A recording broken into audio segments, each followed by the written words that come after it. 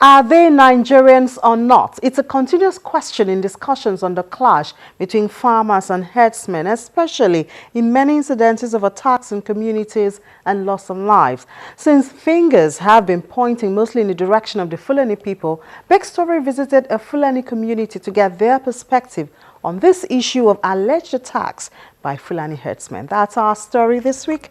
You're welcome. I'm Amy Thompson.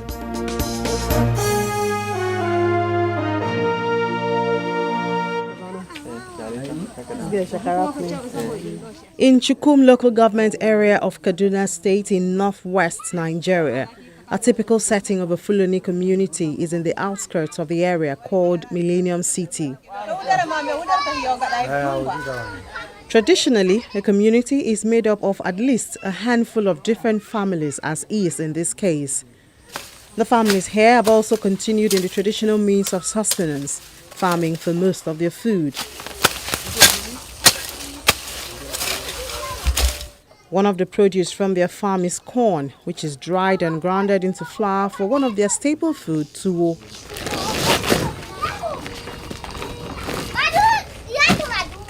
Mr. Abdullahi Haruna is not the pioneer of this community. He says even his grandfather grew up in this community. My grandparent, my father, my grandfather, they was born of them. Then we grown up here together with them here. So even me, they give birth me in this place community. They even bury them. Where our burial ground is somewhere around close to our community here. Actually, I don't have any problem being staying here as a Fulani, and I'm proud to be a Fulani person. If I have a problem, I sort it out within our family, and I don't have anything, like I say, any dangerous mental something that our people are condemning, are saying that we are very bad people.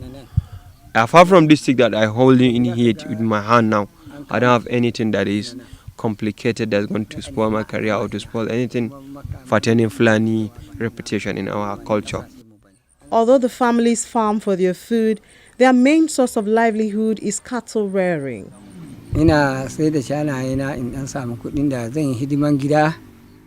Actually, this cow is just like a protection for us, because that's why we're even encouraging people to go and be rearing cattle.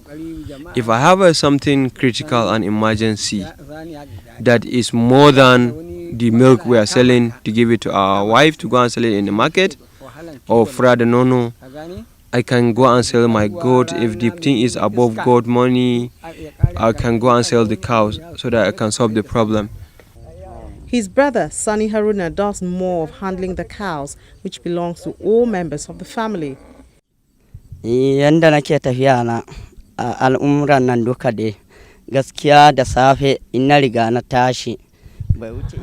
Actually, I just wake up in the morning and check them. After checking them, I'll have to go and get milk on them. Then the milk I have to give it to my wives or my sisters or my mother to go to town and sell it. When they come back, then before they come back, at least we are coming back at the same time around 6-7 p.m. in the evening. When I carry them to where they normally sleep, then me too, I have to go and sleep. Then till another morning. It's his responsibility to ensure that the cows are well fed. This involves leading them to green pastures, a job which he says has its risks.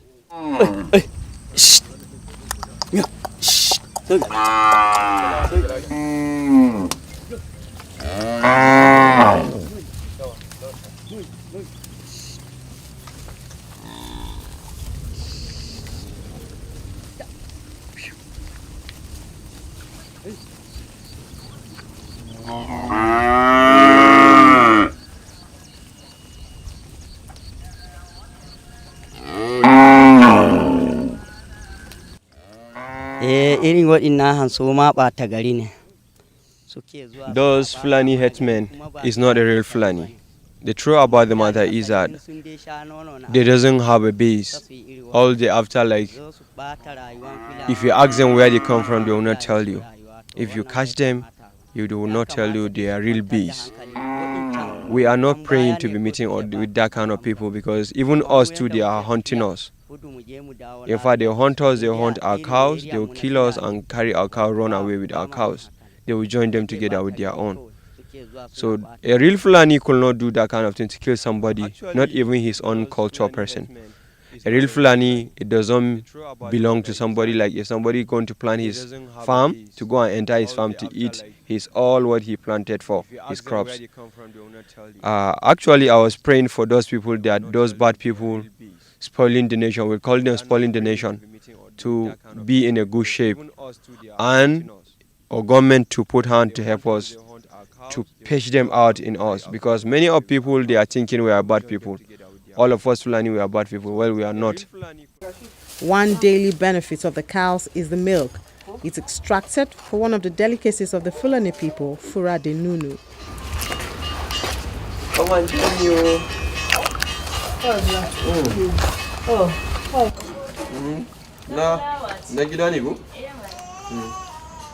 Wow. There are, however, some members of the Fulani clan who have left the traditional means of earning a living. Ibrahim Dada falls into this category.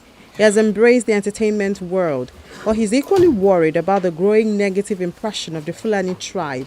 He's quick to distance his tribe from the recent attacks, which has been recorded in different parts of Nigeria. Actually, those people that have been attacking people, killing people, robbing people, I don't think they are a real Fulani.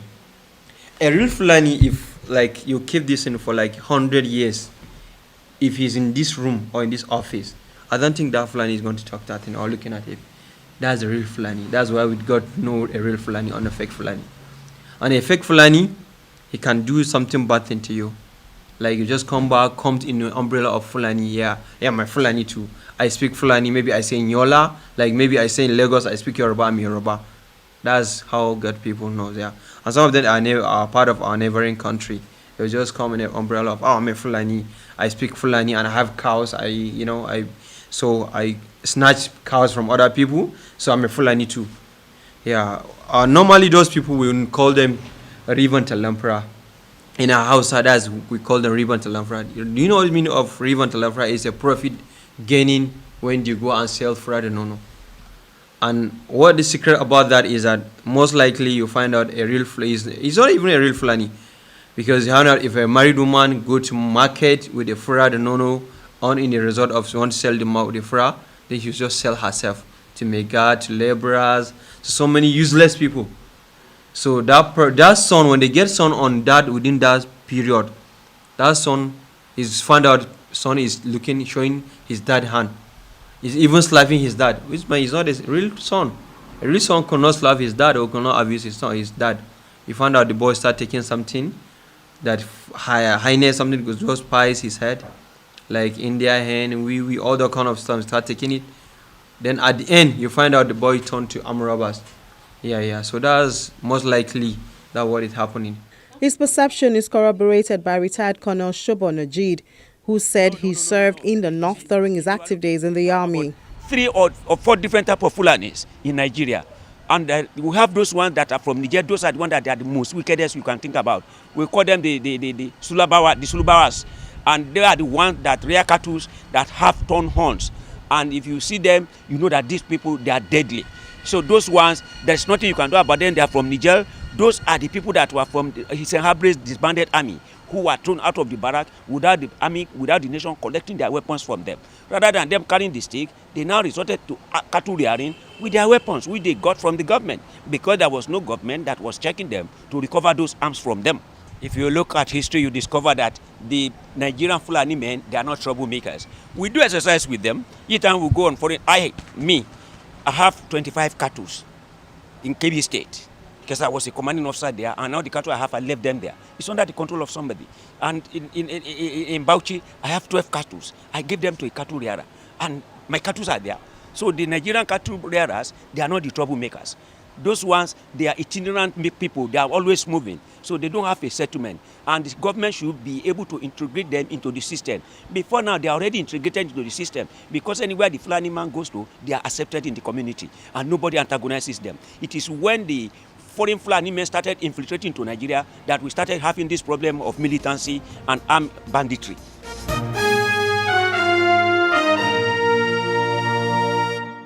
The origin of attackers is irrelevant to most residents of Benue and Nasarawa State, as hundreds have been reportedly killed in attacks by alleged Fulani herdsmen.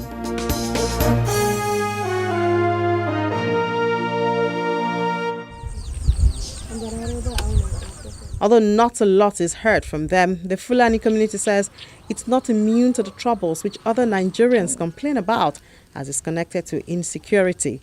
They have just devised ways to handle the matter headlong. And being in this rural area, we are facing a lot of challenges. As being a leader of commander of Miyetti Allah, we are in charge of like bringing all the armed robbers, go and meet them where they are. Like the one that is still some other people's cows, we have to go and get it and return it back to the owner. Most of them, like, they will just come on the umbrella of their Fulani, but they are not a real Fulani. In fact, they come from Niger, some part of our neighboring country. Yeah, they come from part of our neighboring country, like Niger, Cameroon. They just come on the umbrella of their Fulani. Some of them, they are TV, they are different religions, they are different culture. Is not really Fulani, because some of them that we catch of them, some of them they are still on the prison now. Some of them they repent, they say they are born again, they are not going to repeat it again. So some of them they are still at the police station, some of them they are at the prison, some of them they have repented now. But this scenario is normal of any community in the country. Well, our relationship with the Fulani community and the Fulani herdsmen is not different from our relationship from other communities in Kaduna. They are part of the community that made up the multicultural and multilingual societies in Kaduna State. So we have a long history of mutual understanding, peaceful coexistence between the Fulani herdsmen and our security agencies. Among them are peacemakers, peace lovers, and great statesmen. However, like any other developing society, the Fulani community is not different. We used to receive complaints time to time about incidences of minor and major crimes committed, just like any other community, the Hausa, the Yoruba, Igbo, and any other community within Kaduna State. In neighboring Kano State, where there's also a large settlement of Fulani people, the challenge of clashes between herdsmen and farmers is hardly mentioned. Fulani herdsmen and farmers or Fulani herdsmen attack, I think we don't have it here somehow. Maybe because they are interwoven. The herdsmen are virtually the farmers, and the farmers are also virtually the herdsmen. So we don't have such a problem here, actually. Clashes between the herdsmen and the farmers, or herdsmen attacking farmers or communities. We don't have it here at all. But this is not to say that there are no security issues. It's not that when they have now realized that is the hoodlums, the miscreants, when they have realized that the issue of cattle rustling is no longer profitable because of the strategies put in place, anytime maybe they steal these cows, they are always intercepted. So what now they resorted to is that they will kidnap owners of these cattle, demand for ransom. It will be the owners that will now sell the cows, then pay ransom for their release.